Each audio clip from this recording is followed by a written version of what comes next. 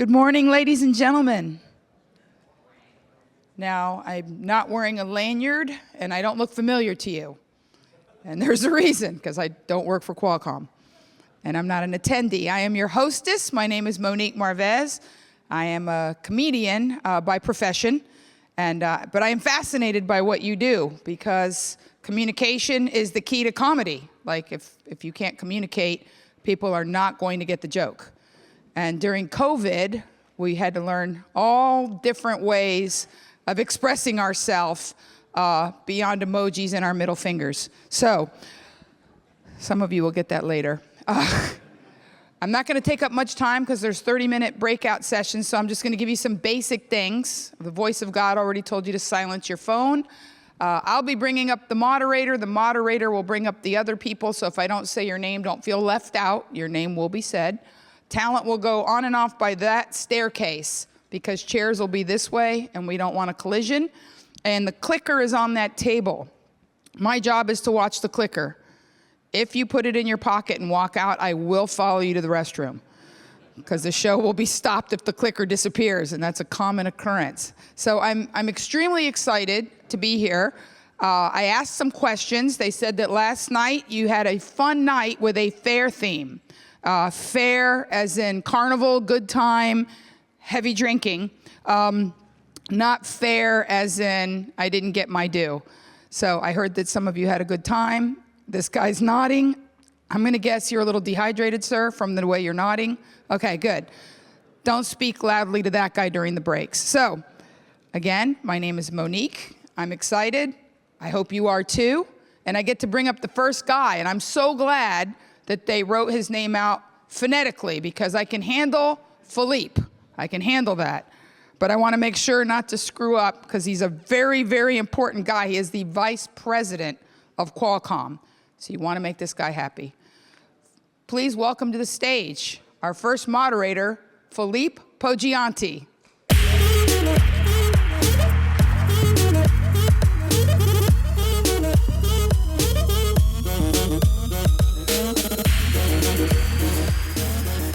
Thank you, Monique. Good morning, everyone. So happy to be here in sunny San Diego for the first time for me. Can you believe it? I'm a new Qualcommer still. And to be here in person in particular, it's super good. Hold on, let me check something before we start, whether we have Cristiano in the room, because he may want to do the presentation with me like he did yesterday on mmWave. No? So I think we are good to start. So 5G adoption has been significantly faster than the transition to 4G. This is enormous what is happening. Even better news is that the true promise of 5G still lies ahead of us with everything to be connected to the cloud. So this is a world of extreme capacity, a world of ultra-low latency, a world for your subscribers of new experiences. And a key component to achieve this promise is 5G mmWave. So we believe this year is the year of key decisions for you as an operator regarding 5G mmWave. So the next 30 minutes, we'll study together why mmWave makes a lot of business sense for you, like new revenue opportunities, new use cases, and above all, new fast and quick and high return on investment. And in the second part of my presentation, I'll be joined on stage to complement my view with great example from Verizon. So, what I'll show you today will have you, as an operator, to reconsider your investment and the business case on 5G mmWave for mobile use. We will zoom into mobile use. First, there is no doubt that 5G mmWave is a mature ecosystem based on the following 6 criteria. The spectrum is abundant and usually much cheaper than 5G midband per megahertz in many places in the world. Second, the technology is adopted in all worldwide markets. You know, Ericsson claims that they are sending some form of mmWave network equipment to 90 operators in 40 countries. So this is really something to take into account. Third point, it is a proven technology. As an example, the Snapdragon X70 that Cristiano announced yesterday is the 5th generation of RF modem chipset that Qualcomm, where Qualcomm has included mmWave, all the bands of mmWave. And you have seen yesterday that it includes features such as AI-based features to enhance the coverage of mmWave by up to 20%. The fourth criteria, we will look at it together. We will see that the device ecosystem is mature. You need, as an operator, use cases also. So we'll look at also at the use cases that are here and that are for tomorrow in the future. And above all, you as an operator, you are looking for fast and high return on investment. So let me put you in the shoes of an hypothetical UK operator with 30% market share. And by the way, before we go there, UK is not by chance. Ofcom has just published a few days ago the consultation for the mmWave auctions that should happen before the end of the year. So this is no coincidence that big countries in Europe, such as Spain, France, and UK, are following Germany and Italy with mmWave spectrum, abundant spectrum to be allocated.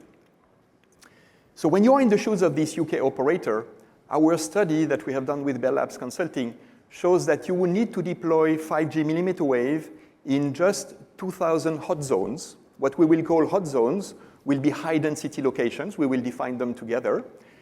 And with that, you have enough, I would say, hot zones for 24% of your subscribers to be reached by mmWave on a daily basis. This will be the key point, on a daily basis. With such a targeted deployment of mmWave as a complement to 5G midband, you can get a 55% ROI and a fast payback period of 4 to 5 years. So for us, it is really a true game changer. I'm super excited to share the results of this study with you. But first, let's look at the world map of applications. What I'll show you today,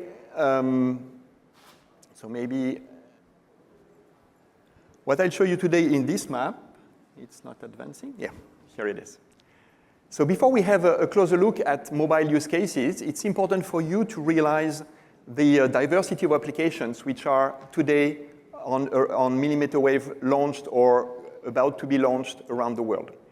First, fixed wireless access. Fixed wireless access helps to bridge the digital divide using mmWave in rural parts of North America, in Australia, in Italy, in Southeast Asia, and more. With hybrid work models, it is super important that your subscribers are really thinking that they need to redefine their home as the new office. So this is a mega trend, I would say, where fixed wireless access will really help. As an example, US Cellular in the US has commercially launched 5G mmWave fixed wireless access in 10 cities in the US last week.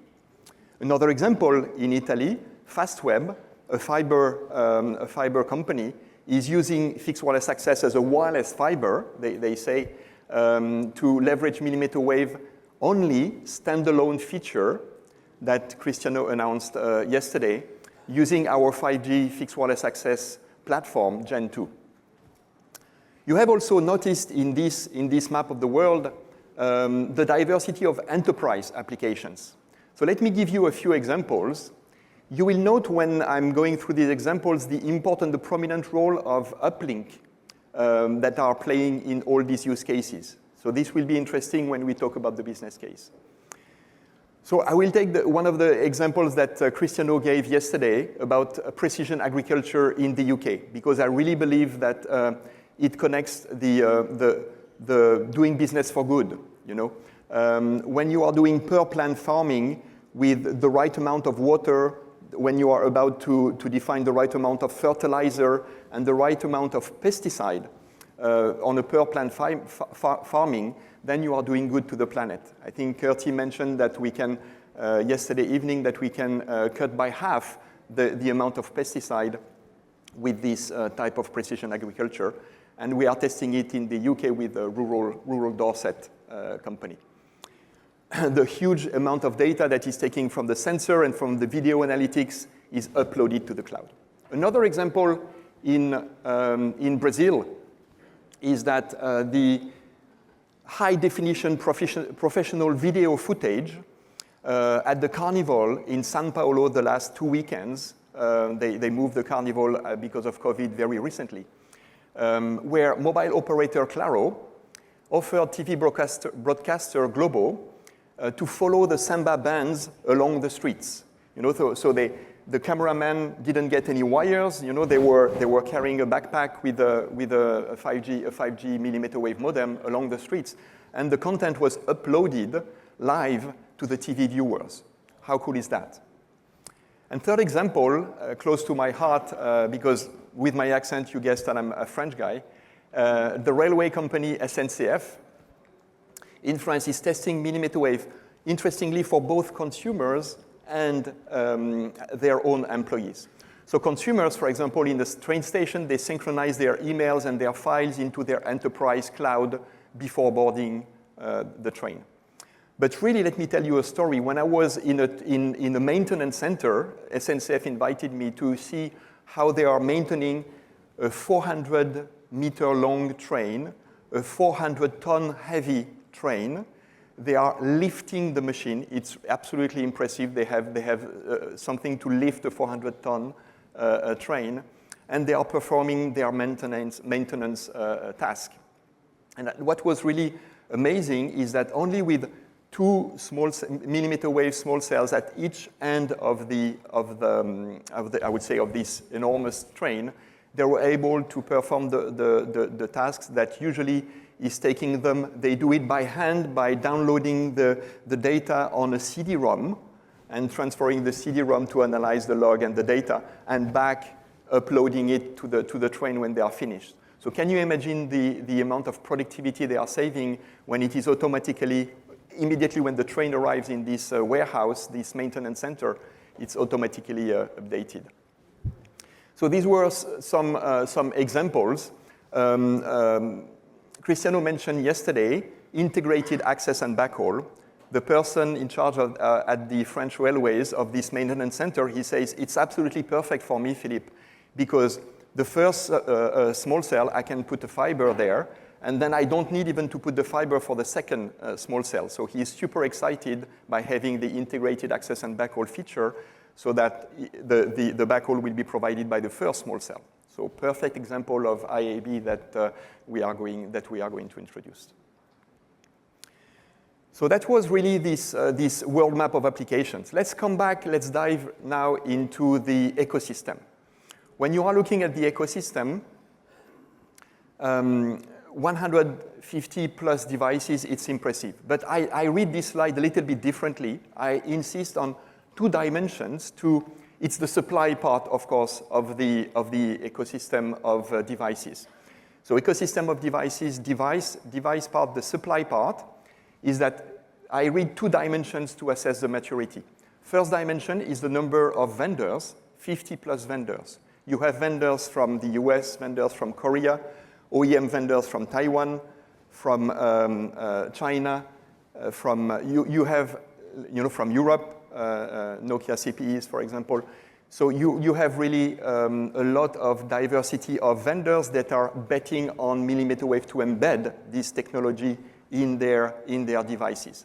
And the second diversity is of course the diversity of form factors. So you have smartphones, you have always what we call always connected PCs, so 5G PCs where your content is always uploaded and synchronized to the cloud. You have MiFi routers, you name it. So this is the first way to assess the maturity of any ecosystem, is that as an operator, you want to be free to choose from different vendors, and you want to be free to choose in terms of form factors.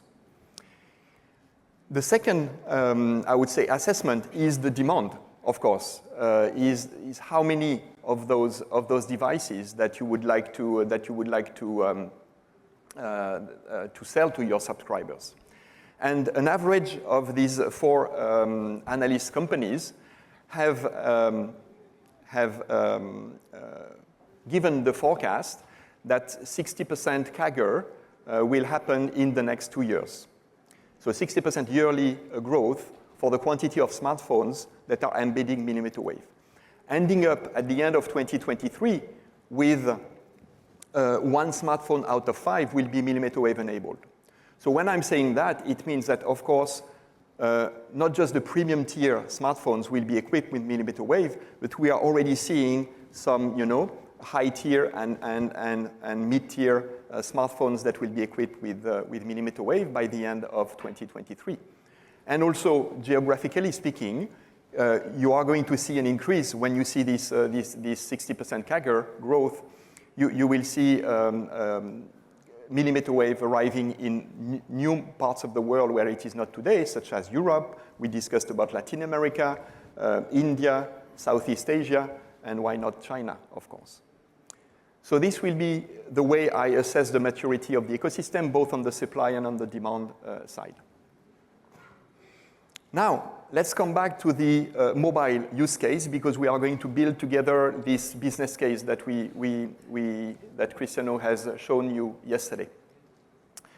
So our thesis is that 5G millimeter wave and 5G midband together for an operator is the best way to offer a consistent quality of experience for your subscribers wherever they are. So you have a subscriber. So a lot of people are looking at the high bar chart.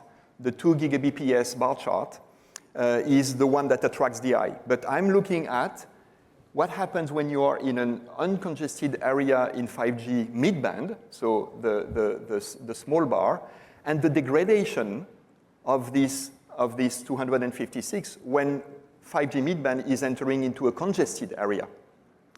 So for me, the best way to I would say, rebalance the quality of experience for your subscribers would be to offer the same quality of experience in those congested areas with 5G millimeter wave. So this is what we took as I would say, the assumption for our business case. So it's a more uniform user experience, will help you to monetize much better 5G to your subscribers, because you can, I would not say the word warranty, but you can offer a uniform quality of experience.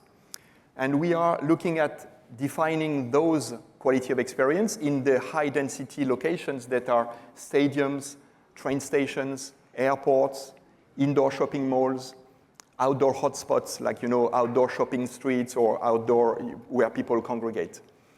And we call it, if you have a journey of your subscriber, if you are offering a journey to your subscriber on a daily basis where when they go to these congested places, they have a uniform quality of experience. It's like the day in the life. We call it the day in the life journey. You offer this quality of experience wherever they are. So let's look now at the use cases that you will offer in these locations. It is super important for you. This is usually the question that all operators are asking us and are asking the whole industry, is what type of use cases and differentiated services which I will be able as an operator to monetize with 5G millimeter wave as a complement to midband. A lot of operators are starting with stadiums, and they are able to scale in other locations. So no doubt, we will come back with Harsha in a few minutes on that. This is, as an example, what Verizon is doing. This is other examples around the world, like Vodafone is testing it in Germany in a pre-commercial way with Sky, as an example. And you see this type of use cases. When you have done that, it means, we will see with Harsha in a few minutes, you are building also a value chain. You are doing some partnerships, etc. Why don't you use this type of partnerships, this family of use cases, in the other locations that we have defined together? Those high-density locations, more or less, they deserve the same, the expectation from your subscribers is the same type of family of use cases. AR shopping and navigation, interactive digital signage in the shopping mall, or instant downloads, AR for media navigation in train station and airports. These are examples. Now it means that you have covered those locations with millimeter wave. Why don't you go to the next step, which is to offer, so you have this coverage of millimeter wave in those high density locations, you can move to B2B type of use cases in the same location. So you are building up little by little like that, a portfolio of use cases that will help you to monetize mid-band and millimeter wave in a complementary way. So again, you can leverage crowd analytics, you can leverage the video backhaul, the example I gave you for the Carnival of São Paulo, professional video footage of a football game, for example, in a stadium. And the example I gave you for the train station or an airport, like a data shower. Shower could go up and down. By the way, it's a specific physical thing that upload, it means the water is going up. Data shower can go up. So you can go data shower up and down with, as a B2B. You can sell this B2B application and use case to your B2B customer. And of course, the third is the sheer number of subscribers that millimeter wave allows you to. So the third scaling factor is the number of devices, the number of objects that are connected to the cloud, the number of subscribers that are making the, I would say, the installation that you have put in your network very resistant, very resilient to the scaling of the quantity. So now, building upon these use cases, we are looking at how to monetize those. What are the techniques that you could apply to monetize?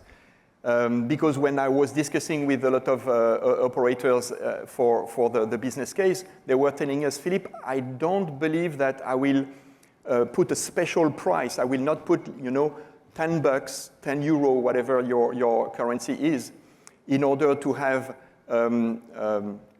I would say, just millimeter wave. I want to include millimeter wave in the premium tariff, which is fine, So what we propose is to have different 5 techniques. The first technique is obviously an event-based package, where you can even negotiate with the stadium or the event venue, to include it in the price of the VIP ticket. You can have the second and the third is a way to it's like impulse purchasing, if you are spending a day in the mall and you realize that the mall is super crowded and you have a crappy experience with 5G mid-band or 4G, then you have a pop-up window maybe from the operator saying, oh, you can upgrade to super fast broadband with €2 or $2 or €5, etc., just for a day or just for a month. The fourth category would be to really entice. So again, we assume that you don't move your premium plan. Your premium plan would include millimeter wave, but you are enticing some of your users to from the lower tier to move to those premium plans. So you're expanding your premium plan target. And then even you can play with the ultra-speed tier categories. So even your premium plans, you have the possibility to be more flexible and more agile. And the fifth one, we talked about it, the B2B services. When you have covered millimeter wave with a certain location, then you can maybe add more value to the B2B customers that you have there. So putting it all together, we have an incredible opportunity to offer the best possible QoE to mobile subscribers wherever they are. Again, 5G mid-band in non-dense areas, complementing it with 5G millimeter wave in the hot zones that we have defined. So the hot zones, we have defined them. If you put yourself back into the story of the UK operator with a 30% market share, we have taken a hypothetical UK operator. You only need to cover, we calculated these places in the UK, 2,000 hot zones will be necessary. Hot zones is really where there is a kind of a site, a millimeter wave site that would cover this hot zone. And just with these 2,000 hot zones, 24% of your subscribers will be reached by millimeter wave daily. So this is this target on where you should really deploy millimeter wave that will make the difference in terms of where your subscribers will be reached. The revenue streams from the monetization tactics we have just seen represent 3% incremental revenue on average across the next 5 years, growing to 10% in the year 2027. This is where it generates a positive business case with a 4.8-year period. So you will tell me, where is the trick? There is no trick, because densifying a commuting station or an indoor shopping mall or an outdoor hotspot with millimeter wave costs 66% to 75% cheaper than doing this densification with 5G mid-band. So this is where the cost equation is taking into account. So we recommend, in this case, to reassign only 12% of your TCO, CapEx and OpEx, not to increase by 12%, to reassign 12% in order to prepare those locations with millimeter wave. That will not be wasted, it will not be double counted, because it would cost you much more to densify this with 5G mid-band. And the above, remember, is only for mobile use. We did a Zoom today together on mobile use because I had little time, but fixed wireless access, which is wireless fiber, as well as enterprise, are equally incredible opportunities that are coming on top, where you can also leverage 5G millimeter wave. A word on Japan before I welcome Harsha on stage. Japan has now launched millimeter wave. All 4 operators have launched it. Over 20,000 base stations have been deployed millimeter wave in Japan. It represents roughly 1/3 of the total 5G base stations. So 1/3 of the base stations are equipped with 5G millimeter wave. Operators are going to launch, most of them are going to launch NRDC, NR dual connectivity this summer, taking into account both millimeter wave and mid-band in the same characteristics. And we are poised to announce, they are poised to announce a new high-end smartphone in the next coming days equipped with millimeter wave. There are 12 millimeter wave smartphones in Japan in the shops, 12 different models, and lower tier millimeter wave smartphones are expected in the next few months. So with that, I would like to welcome on stage Harsha from Verizon. Hi, nice to meet you. Yeah, thanks. Hi. Please have a seat. Thank you. So while we are sitting, thank you very much. No problem. So Harsha, you are a senior manager at Verizon, and you are really focused on this sports technology that we have seen yesterday with Brian. So I cannot wait to ask you more. You are really the expert into this sports type of use cases. So tell us more. What is behind the scenes of these use cases? Yeah, and I think Brian, for those of you who attended yesterday's talk, he teed this up pretty nicely, talking about the work that Verizon's doing in sports. We're working across a multitude of different sports for use cases. So football, basketball, hockey, motorsports, to name a few. And we've sort of segmented the use cases into 2 key buckets. One being player performance and the training experience and how coaches can make more informed decisions. And then the other being that in-venue fan experience. And so what happens when a fan goes into a venue and wants to do everything and see everything and be really immersed in the excitement of what's happening on field as well as what's happening in that venue. So I think for fan experiences, I'd love to give a couple examples, just because Verizon had a pretty strong presence at Formula One Miami Grand Prix this past weekend, which is quite exciting. We showcased 2 fan experiences that we were really excited about. One is called Verizon 5G Multiview. It's a product, and I saw you reference it on the slide back there, which is awesome too.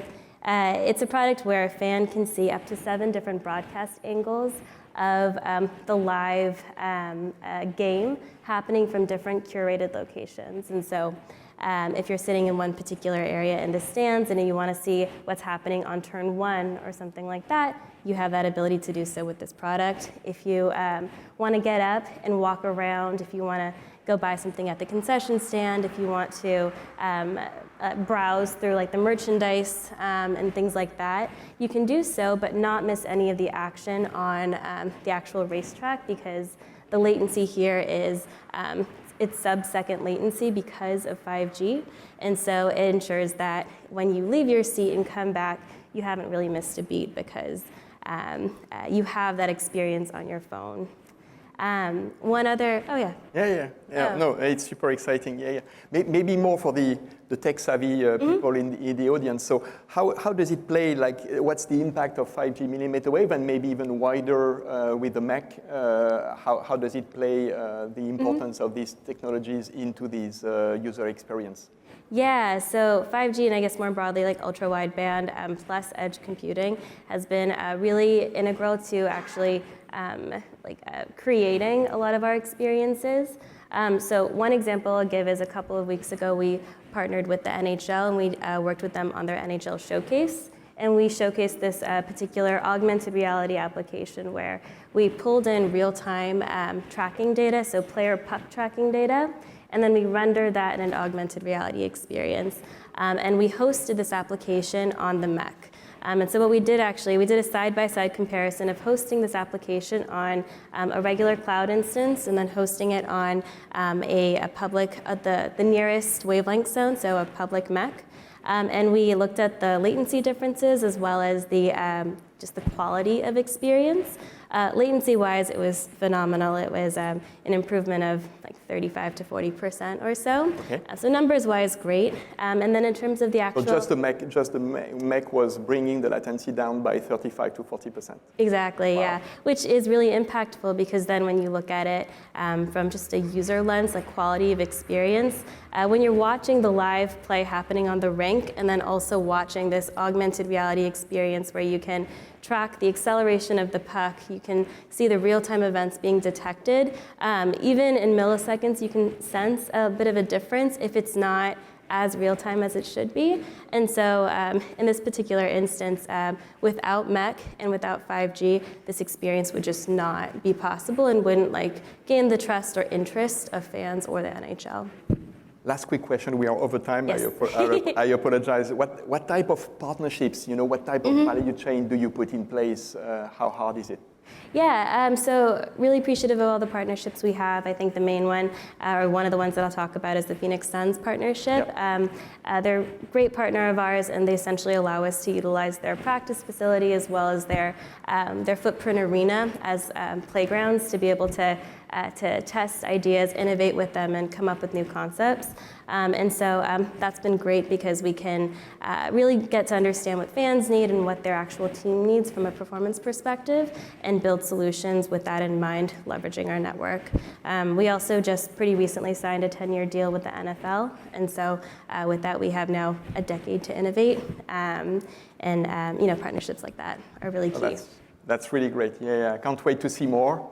So we'll come back to ask you for the next sports venue. Thank you so much, Harsha. Perfect. Thank you. Yeah, thank you very much, everybody.